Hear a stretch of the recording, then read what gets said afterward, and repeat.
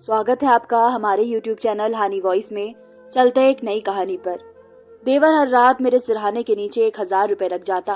पति को बताती तो कहता तुम आम खाओ, पेड़ मत गिनो। मैं भी बोली बनकर पैसे रख लेती थी, मगर एक रोज देवर तकिए के नीचे 1000 रुपए रख गया। मेरा माथा ठंडा हो गया, मगर पति को कुछ न बताया।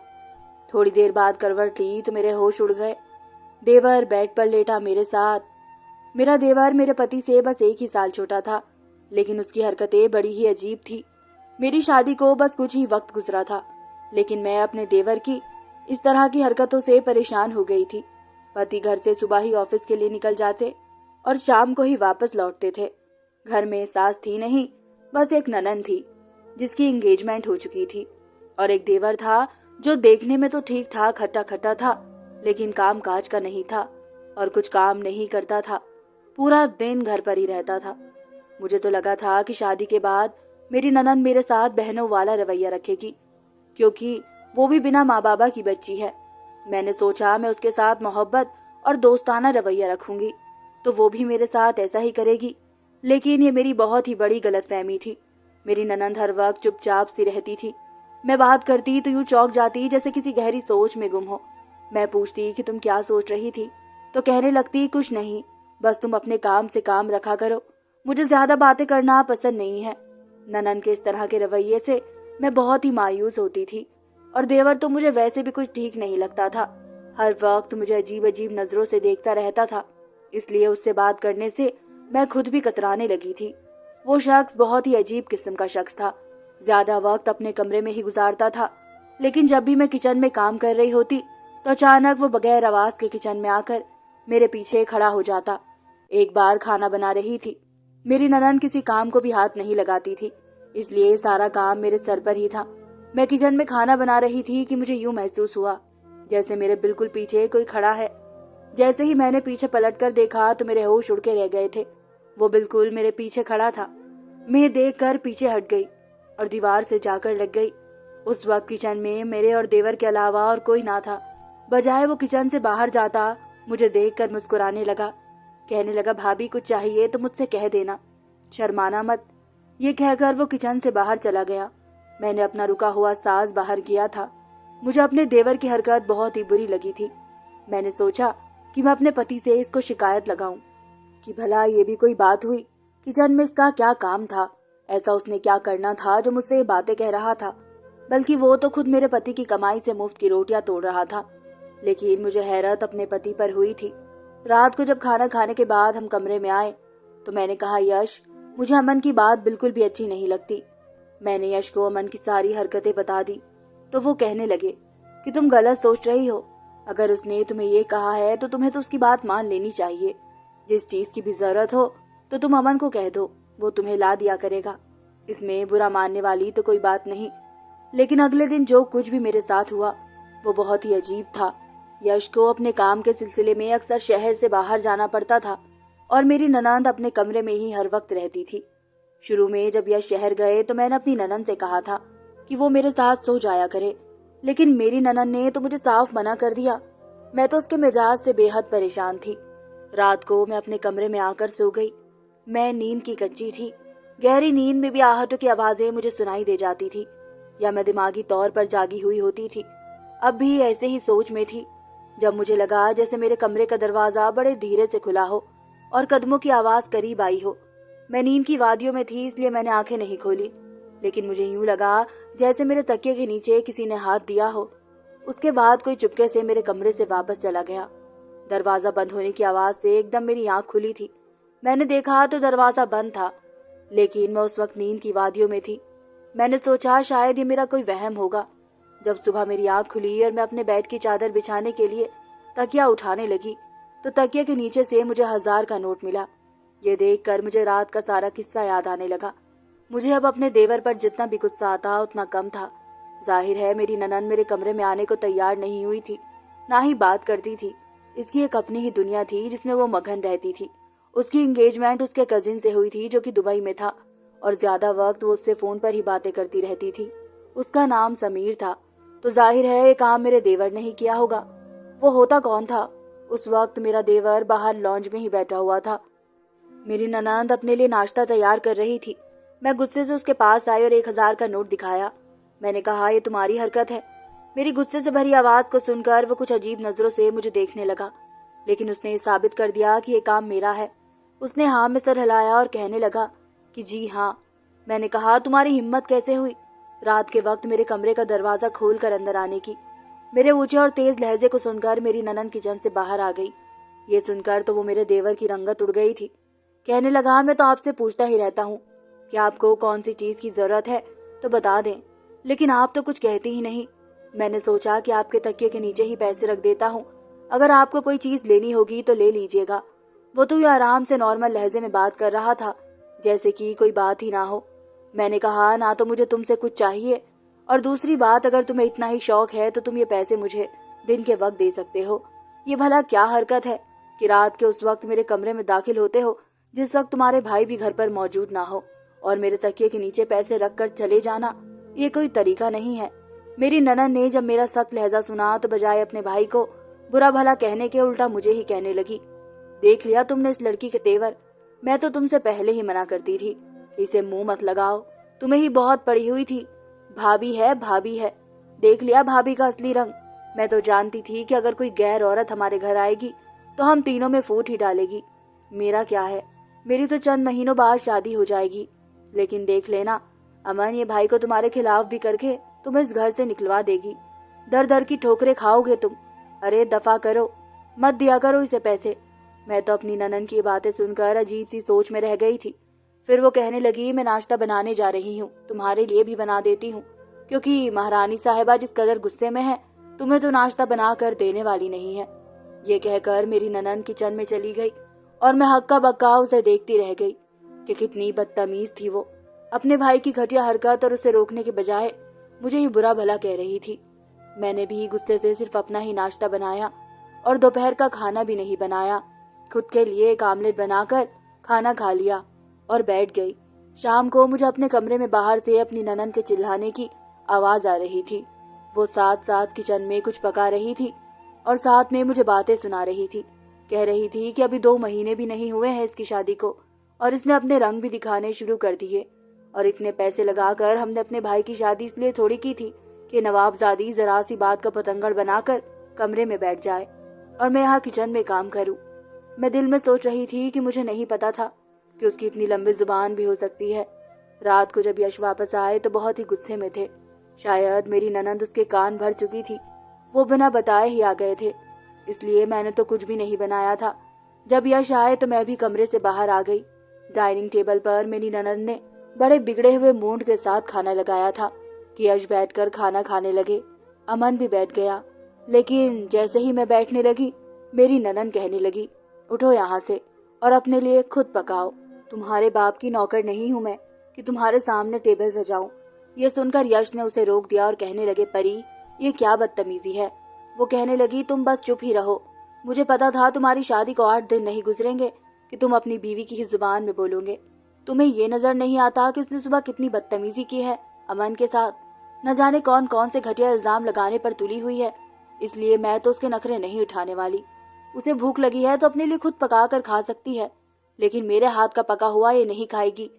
यश मुझसे कहने लगे कि क्या बात हुई थी और तुमने इतने में ही कौन सा तमाशा लगाना शुरू कर दिया।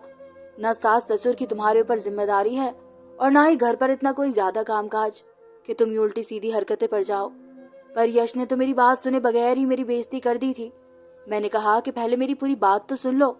मेरी इतनी बेइज्जती कर चुके हो। देवर का रात के अंधेरे में भाभी के कमरे में जाने का क्या मकसद है? उसे पैसे देने का इतना ही शौक है तो दिन में भी दे सकता है, और मैं उससे पैसे मांगती भी नहीं हूँ। फिर वो बिना वजह मेरे कमरे में क्या करने आता है? मेरी बात सुनकर यश यूं बोले जैसे कि ये कोई बड़ी बात ही ना हो। कहने लगे, बस इतनी सी बात पर तुमने इतना बड़ा तमाशा लगाया है? अरे भाई, वो परी के कमरे में भी यूं ही चला जाता है। तकिए के नीचे कभी 500 तो कभी 1000 रख देता है। ये उसकी बचपन की आदत है। मैंने कहा कि वो उसकी बहन है। मेरा ये कहना था कि यश मुझे गुस्से से चिल्ला कर कहने लगे, तो फिर तुम क्या हो? तुम मेरे भाई को अपना भाई समझती ही नहीं हो, ना मेरी बहन को बहन समझती हो। तो तुम यहाँ पर कौन से रिश्ते निभाने आई हो? मेरे दोनों बहन भाई मेरी जिम्मेदारी है और मैं कभी भी अपने बहन भाइयों को तुम्हारे खातिर नहीं छोड़ सकता। अपना बर्ताव ठीक रखना। अगर तुमने मेरे बहन भाइयों को अपना बहन भाई समझा होता तो तुम्हें ये बात इतनी बुरी नहीं लगती जितनी अब लग रही है। ये कहकर बिना खाना खाए यश उठकर कमरे में चले गए। मैं भी उठकर कमरे में चली गई। उनका मूड खराब था। मैंने ही हाथ जोड़कर उनसे माफी मांगी थी। वो कहने लगे कि माफी तो तुम अमन से मांगो, क्योंकि तुमने उसका दिल दुखाया है। उसने तुम्हें बड़ी बहन समझकर ही तुम्हारे तकिए के नीचे पैसे रखे थे। बहरहाल मेरे लिए मुश्किल था, लेकिन फिर भी मैंने अमन से सॉरी कह दिया था। उसने फौरन से कहा कि नहीं नहीं, उसकी कोई जरूरत नहीं है, आपकी गलतफहमी दूर हो गई है, बस यही ठीक है। लेकिन उसके बाद तो जैसे अमन ने सिलसिला ही शुरू कर दिया था। वो अक्सर मेरे तकिए के नीचे 1000 का नोट रख जाता था, जो मुझे बिल्कुल भी पसंद ना था। और अजीब बात यह थी कि तभी रखता था जब यश काम के सिलसिले में दूसरे शहर चले जाते थे। मैं अपने कमरे का दरवाजा लॉक करके सोती थी, लेकिन शायद अमन के पास कमरे की चाबी मौजूद थी, इसलिए वो कमरे में दाखिल हो जाता था। लेकिन उस रात मैंने कमरे की कुंडी लगा दी। मैं नहीं चाहती थी कि वो मेरे कमरे में दाखिल हो। अगली सुबह जो चीज मैंने देखी उसने मुझे अजीब सी सोच में डाल दिया। लॉन्ज में मेरा देवर बड़े गुस्से से बैठा हुआ था। शायद रात को कमरे में आया था, लेकिन कुंडी की वजह से दरवाजा नहीं खुला मिला। अगर उसका मिजाज उस वक्त नॉर्मल होता तो मैं उस बात को इतनी भी अहमियत न देती कि अगर मेरा दरवाजा उसने बंद देखा तो वापस चला गया। उसमें गुस्सा आने वाली तो कोई बात ही नहीं थी, लेकिन वो तो यूं मुझे घूर से देख रहा था जैसे कि न जाने मुझे क्या कर डालेगा। मैंने उसे नजरअंदाज किया और किचन में नाश्ता बनाने लगी। बेदिली से मैंने अपने देवर को नाश्ता बना कर दे दिया और अपना नाश्ता लेकर कमरे में चली गई। कमरे के बराबर में ही मेरी ननंद का कमरा था, जहां मुझे चिल्ला चिल्ला कर बातें करने की आवाज आ रही थी। शायद वो अपने होने वाले मंगेतर से किसी बात पर लड़ने लगी थी, क्योंकि वो उसे यही कह रही थी कि मैं तुम्हारे घर पर सिवाय तुम्हारे और किसी की भी जिम्मेदारी नहीं संभालूंगी, क्योंकि मेरी भाभी भी सिर्फ मेरे भाई की जिम्मेदारी संभालती है। अगर तुम ये समझ रहे हो कि तुम मुझे शादी के बाद अपने घर वालों की नौकरानी बनाकर रखोगे तो मैं ऐसा कुछ भी नहीं करूंगी। मुझे तो ये समझ ही नहीं आता था कि वो इस तरह की बदतमीज लड़की क्यों है। ननंद क्या, मुझे तो अपने देवर की भी समझ नहीं आती थी कि वह किस किस्म का शख्स है। शायद मेरे सास ससुर ने अपने बच्चों की परवरिश ही अच्छी नहीं की थी। उन्हें रिश्तों का लिहाज रखना नहीं सिखाया था, सिर्फ लड़ना झगड़ना सिखाया था। शायद ये तीनों अपने माँ बाबा की मौत के बाद ऐसे हो गए थे, या उन्हें लोगों के रवैयों ने ऐसा कर दिया था। बहरहाल जो भी था, मेरी समझ से तो बाहर था। मैं नाश्ता करने के बाद किचन में आ गई, और तो और मेरा देवर भी किचन में आ गया। कहने लगा, रात को आपने कमरे का दरवाजा क्यों बंद किया था? क्या अब भी आपको मुझसे परेशानी है, या मुझ पर शक है, या मेरे चरित्र पर शक है? तो मैंने उसे कोई भी जवाब नहीं दिया और चुपचाप सब्जी काटने लगी। वो मेरे सामने आकर खड़ा हो गया। कहने लगा, मैं आपसे कुछ पूछ रहा हूँ। मैंने कहा, मैं तुम्हारे किसी भी सवाल का जवाब नहीं देना चाहती, और ना ही तुम्हें मुझे पैसे देने की कोई जरूरत है। बात रही तुम्हारी हरकतों की, तो मुझे अच्छा नहीं लगता कि मेरे सोते हुए कोई मेरे कमरे में आए, वो जिस मर्जी नियत से आए, मगर ये गलत है। मेरी बात सुनकर वो वहां से बाहर चला गया। 2-3 दिन बाद यश भी वापस आ गए। सामने परी ने धमाका फोड़ दिया था कि वो अपना रिश्ता खत्म कर चुकी है, वो समीर से शादी नहीं करेगी। ये सुनना था कि यश को गुस्सा आने लगा। कहने लगे, तीसरी एंगेजमेंट है जो तुम तोड़ चुकी हो। परी, तुम्हारे साथ मसला क्या है? क्या सारी जिंदगी यही बैठने का इरादा है? यश ने गुस्से से ये कहा तो वो कहने लगी, मैं तुम्हारे सर पर नहीं बैठी हुई हूँ, मैंने सोच लिया है कि मैं नौकरी करूंगी। यश तो अपने दांत ही भींच कर रह गए। परी बेहद ही बदतमीज थी और मुझे हैरत होती थी कि अमन उसे कुछ भी नहीं कह रहा था। वो जो भी कहती थी अमन उसे मान लेता था, कहता था वो ठीक ही तो कह रही है। अब भी यही हुआ था। वो यश से कहने लगा, परी गलत नहीं कह रही है, ये समीर जो है ना, ये इसे नौकरानी बनाकर रखना चाहता है। वो इसे अपने माँ बाबा और भाइयों की सेवा करवाना चाहता है। घर के सारे काम वही करेगी, ये कोई नौकरानी थोड़ी है। उससे तुम बात करो, अगर वो परी को अपने साथ दुबई ले जाए फिर तो ठीक है, वरना तुम रिश्ता तोड़ दो। ये सुनकर यश कहने लगा कि रिश्ता होना और तोड़ देना तुम लोगों के लिए मजाक है। पहले 2 रिश्ते भी इसी वजह से टूटे हैं। बड़ी मुश्किल से हमें ये रिश्ता मिला था, और समीर के घर वाले पहले ही कह चुके थे कि परी शादी के बाद समीर के साथ दुबई नहीं जाएगी। अगर परी को एतराज था तो उस वक्त कहती। अब जबकि 3-4 महीने बाद शादी है तो परी ने खुद ही रिश्ता तोड़ लिया। ये क्या तरीका है?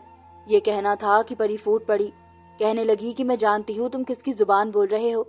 ये जो मायूस बनी बैठी है ना तुम्हारी बीवी, ये सब तुम्हारे कान में उसने भरा है, सारा जहर घोल के रख दिया है तुम्हारे कानों में मेरे खिलाफ। मैं तो उसकी बातें सुनकर हैरान रह गई थी। मुझे तो किसी बात का पता भी नहीं था।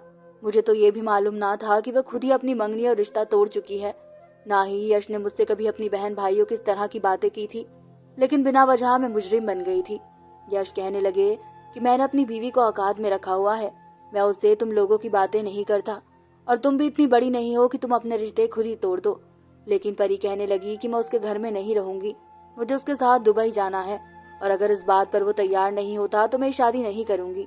ये कहकर वो उठकर अपने कमरे में चली गई। अमन भी कहने लगा कि तुम परी पर जबरदस्ती नहीं कर सकते। यश कहने लगा कि तुम ज्यादा उसकी तरफदारी मत करो, इस तरह से वो कभी भी अपना घर नहीं बसा सकेगी। अमन यश की बात समझे बगैर अपने कमरे में चला गया, लेकिन मुझे यश की बात ठीक ही लग रही थी। मैंने जब यश से इस बात की वजह पूछी तो वो कहने लगा कि जब माँ बाबा सर पर ना हो तो बहन भाई अपनी मनमानियां करने लगते हैं। वो शुरू से ही माँ बाबा की लाडली थी और उनके मरने पर वो खुदगर्ज हो गई है। समीर एक समझदार लड़का है, मैं नहीं चाहता कि उसका रिश्ता टूटे। यश बहुत ही परेशान थे। मैंने सोचा कि मुझे ही इस बात का कोई हल निकालना चाहिए। मैंने ये बात महसूस की थी कि परी यश से ज्यादा अमन की बात मानती थी, इसलिए मैंने अमन से ही बात करने का फैसला किया। एक रात जब ये शहर से काम के सिलसिले में गए थे तो अमन मेरे कमरे में पैसे रखने आया। 1000 तकिए के नीचे रखे और मैं फौरन से उठ बैठी और बेड के साइड पर रखे लैम्प को जला दिया। मुझे जागते देखकर वो कुछ अजीब सा हो गया था और शायद उसे लगा कि मैं उस पर चीखूंगी चिल्लाऊंगी, लेकिन मैंने ऐसा कुछ नहीं कहा। मैंने कहा कि मुझे तुम्हारे इन पैसों की जरूरत नहीं है, मुझे पैसे देने की बजाय तुम अपनी बहन को अकल दे दो। वो तुम्हारी बात मानती है, उसका घर बसने दो और उसे समझाओ वो जिंदगी को समझे, ताकि वो हंसती खेलती रहे। मैं इस घर के सारे काम करती हूँ, खाना भी बनाती हूँ। बस मैंने एक दिन नहीं बनाया तो परी को कितना बुरा लगा था, तुम्हें भी बुरा लगा था, क्योंकि तुम्हारी हरकत बिल्कुल सही नहीं थी। लेकिन फिर भी मैंने तुम्हारी ये बात भी बर्दाश्त करने की कोशिश की, क्योंकि मुझे यश के साथ घर बसाना था। तुम्हारी बहन को समझौता करना पड़ेगा, तभी वो जिंदगी गुजार सकेगी, और अगर तुम उसे समझाओगे तो वो जरूर समझेगी। मेरी बात खामोशी से सुनकर अमन कमरे से बाहर चला गया। उसके बाद मैंने परी के रवैये में बहुत ही फर्क देखा था। परी शायद उस रोज ये बात समझ गई थी, इसलिए उसने शादी से इनकार नहीं किया। कुछ महीने में विदाई होकर समीर के साथ वो चली गई। उस शादी पर ही मैंने अपने देवर के लिए भी लड़की पसंद कर ली। घर को बसाने के लिए समझदारी से काम लेना पड़ता है, न कि जज्बात से। अमन को मेरे कमरे में पैसे रखने का मशवरा भी परी ने ही दिया था, ताकि वो यश को मेरे खिलाफ कर सके और मेरा भी घर खराब कर दे। वो समझती थी कि मैं भी कुछ ऐसी सोच रखती हूँ कि उसकी बहन भाइयों के साथ बनाकर नहीं रखूंगी। लेकिन परी और अमन दोनों ही अपनी शादी के बाद सुधर गए थे और समझ गए थे कि रिश्तों को किस तरह से लेकर चला जाता है और किस तरह से भाभी के साथ रवैया रखा जाता है। अमन अपनी इस गलती की माफी भी मुझसे मांग चुका था। कहने लगा कि आपकी बात ठीक थी, मेरा यूं आपके कमरे में आना बिल्कुल ही गलत हरकत थी। मुझे खुशी इस बात की थी कि हम तीनों के घर बस चुके हैं। धन्यवाद दोस्तों।